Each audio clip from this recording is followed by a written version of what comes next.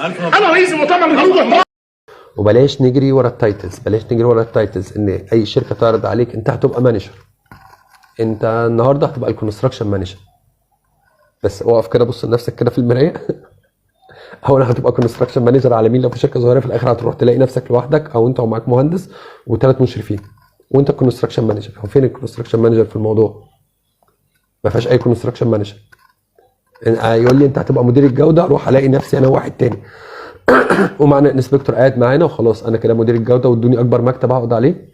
تمام. طب يا جدعان فين البروسيديرز؟ اتصرف ازاي؟ اعمل ايه؟ لا والله عيش حياتك واقعد مع مدير المشروع ورتبوا الدنيا مع بعض. لا والله لا، انا ما اروحش مانجر، انا اشتغل سينيور في شركه منظمه ومرتبه، اعرف فيها مسؤولياتي واعرف اخد فيها اكشن مع الناس، احسن لي مليون مره من ان انا اروح مانجر في شركه ما استفدتش منها اي حاجه.